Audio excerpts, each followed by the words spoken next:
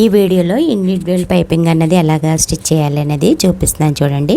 ముందు మనం 12వ number thread అన్నది తీసుకోవాలి. 12వ నెంబర్ థ్రెడ్ తీసుకున్న సింగిల్ పాదంతో చూడండి వీడియోలో చూపిస్తున్నట్టు థ్రెడ్ పక్కనే కుట్టు పడేటట్టుగా నీట్గా స్టిచ్ అన్నది తయారు చేసుకొని గూడ్ని అన్నది మనం తయారు చేసుకొని ఉంచుకోవాలి. చూడండి థ్రెడ్ పక్కనే స్టిచ్ అన్నది పడాలి. సన్నంగా నీట్గా తయారు చేసుకున్నామంటే మనకు పైపింగ్ అన్నది చాలా వస్తుంది. చూడండి ఈ రకంగా పైపింగ్ అన్నది మనం తయారు చేసుకొని ముందుగానే ఉంచుకోవాలి.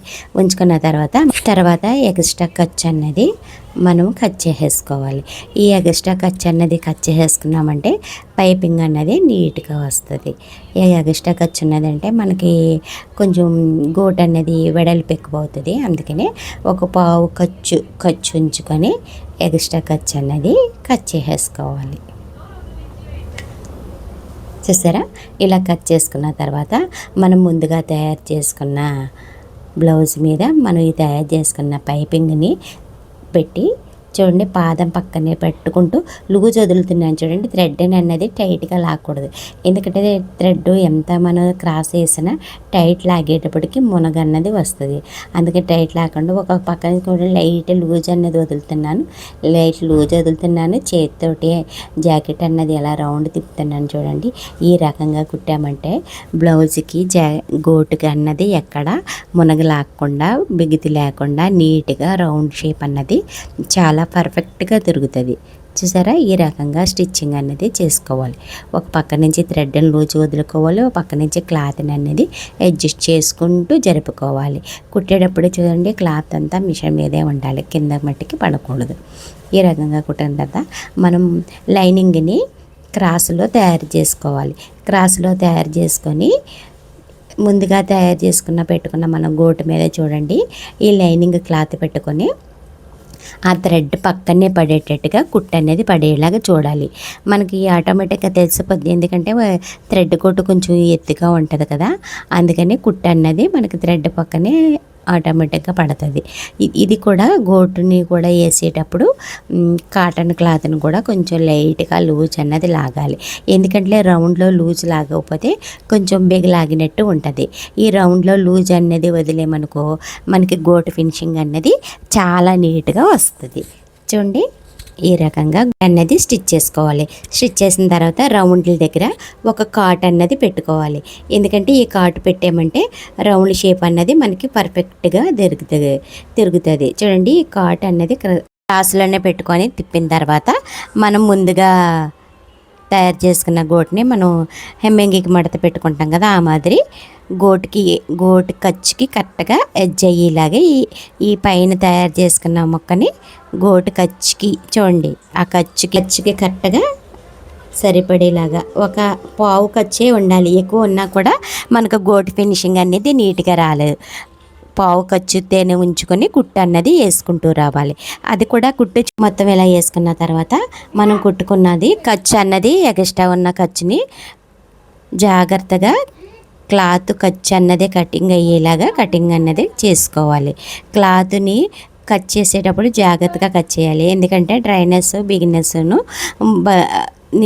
జాగ్రత్తగా కట్ చేయకపోతే జాకెట్ అన్నది కటింగ్ అయిపోద్ది. ఇలా కట్ చేసేటప్పుడు చాలా జాగ్రత్తగా కట్ చేయాలి. స్టార్టింగ్లో నేను కూడా ఇలాగే కటింగ్ అయిపోయేది. అందుకనే ముందే చెప్తున్నాను, బిగినర్స్ కంపల్సరిగా ఆ ఖర్చు మట్టిగే కట్ చేసేలాగా స్లోగా కట్ చేయండి. స్పీడ్గా కట్ చేశారంటే గమ్ముని కత్తి షార్ప్గా ఉందంటే క్లాత్ మీద పడిందంటే జాకెట్ అన్నది ఖరాబ్ అయిపోద్ది, అంటే జాకెట్ కటింగ్ అయిపోద్ది. చూసారా ఇలాగా మనం ఎక్స్ట్రా ఖర్చు అన్నది కట్ చేసేసామంటే పైపింగ్ సన్నంగా ఉండి మనం పై స్టిచ్ చేసేటప్పుడు నీట్గా స్టిచ్చింగ్ అనేది పడిపోద్ది. ఇప్పుడు ఆ మడత పెట్టి ఖర్చుని అన్నది మడత పెట్టుకొని పైన స్టిచ్చింగ్ అన్నది వేసుకున్నామంటే చూడండి ఇంక హెమ్మింగ్ చేయవలసిన అవసరం కూడా ఉండదు. పైపింగ్ కూడా చాలా నీట్గా వస్తుంది. ఈ రకంగా కుట్టుకున్నారంటే బిగినర్స్ రాని వాళ్ళు కూడా ఈ రకమైన పద్ధతిని ఉపయోగించి స్టిచ్చింగ్ అనేది కుట్టుకుంటే థ్రెడ్ పైపింగ్ అనేది చాలా నీట్గా ఉంటుంది.